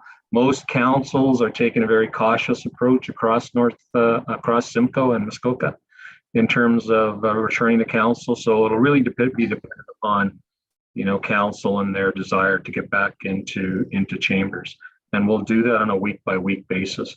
We wanted to make sure we could test the video capability, so both people in chambers and on a Zoom call would be presented to the public in a fashion that would work. So that's one of the reasons why we wanted to postpone going back into the chambers this week. But we'll make sure we communicate that better to the public. Obviously, some public were expecting us to be in council, so we'll make sure we're clear on that. So with that, I will turn it back to you, Deputy Mayor, unless there's any questions.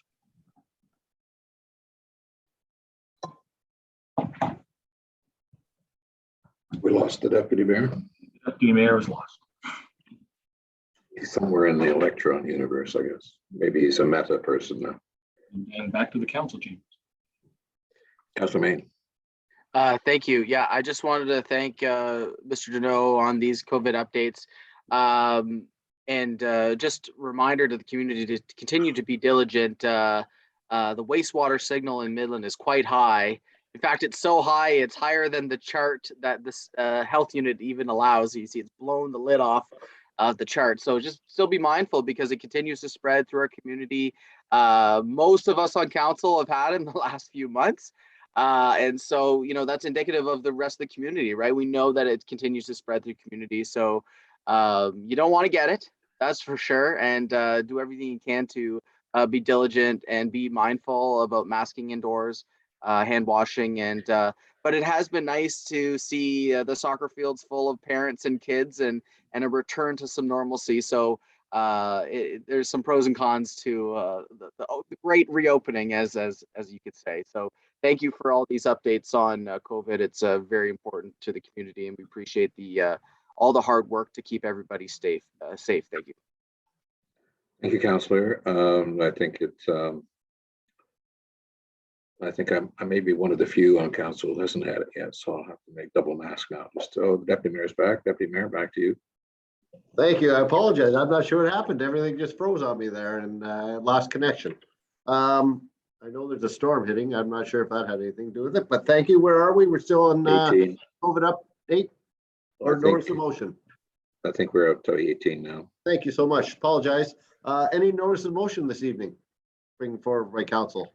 I'm seeing nod ahead. No. Any general announcements? Any announcements this evening? Councillor Gordon, and I'll go to Councillor Main. Just a little happy update. I was going to share this with you guys during the legal update earlier, but which for the people watching that happened in camera clearly. But I think it's just worthy of announcing that the latest, hopefully the last attempt to have me charged criminally by the OPP, by Mr. Dixon, and presumably with the blessing of the CAO and this council, was unsuccessful yet again, and I was cleared. And so was Mr. Osborne, my former chief. So that ends the criminality investigations. This is like the 11th one or something in the past 4 years. And hopefully there are no further ones now that this is over. So I just wanted to announce to the people that have been following along that not guilty, and just happy to announce that to everyone. Any other announcements? Councilor Moore? I do. I feel very uncomfortable following that. That was highly inappropriate, but thank you. I just wanted to raise that tomorrow and Thursday, Saturday, and Friday is the return of Matilda, Georgian Bay District Secondary School. If you want to check out the website for tickets, some of the elementary school kids have gone to see it. And I know all the cast and crew are really excited. They've been working for months on this. So if you're able to attend the Georgian Bay District Secondary School play, it starts tomorrow at 7 p.m. I also want to give a plug to the library seed bank. I just touched base with Melanie Nichols today, just talking about if they had pollinators, but they have lots of fruits and veggies. So if you want to see that, it's on the Cool Things to Borrow page. If you grow some veggies, hopefully you'll donate some seeds back to them. And so thanks for that great program that they have up and running. And finally, just a reminder to everyone to make sure that your emergency preparedness kits are up and running. We had such an amazing storm, incredibly powerful, dangerous, deadly storm ripped through Saturday, and Midland was seemingly spared. It wasn't until Saturday afternoon that we were aware.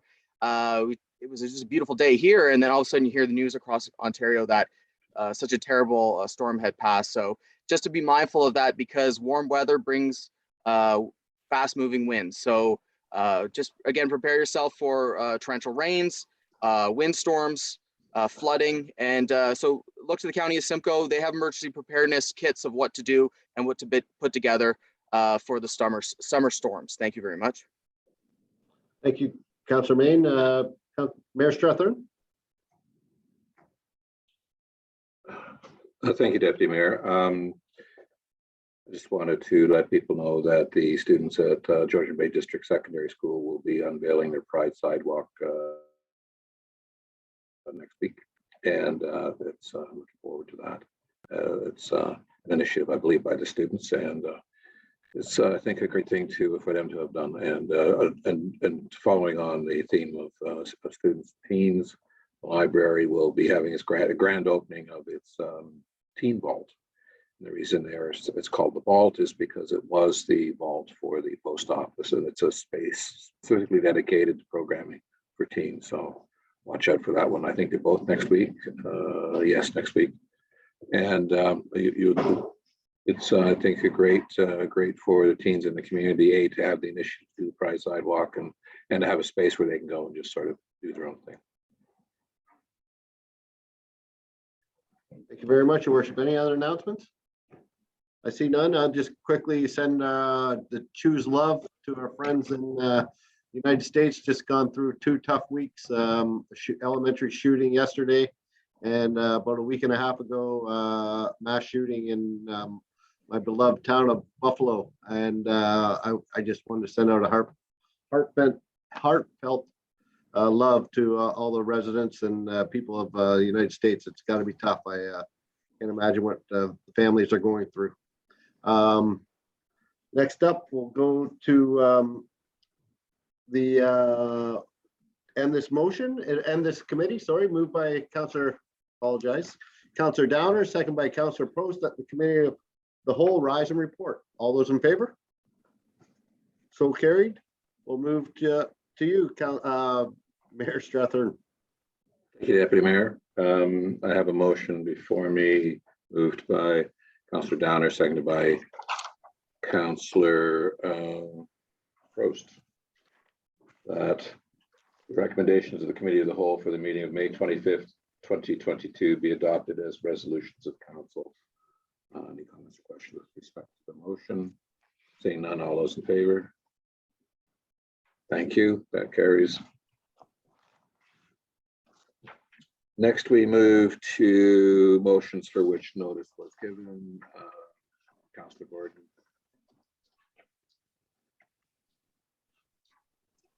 You have two notices of motion.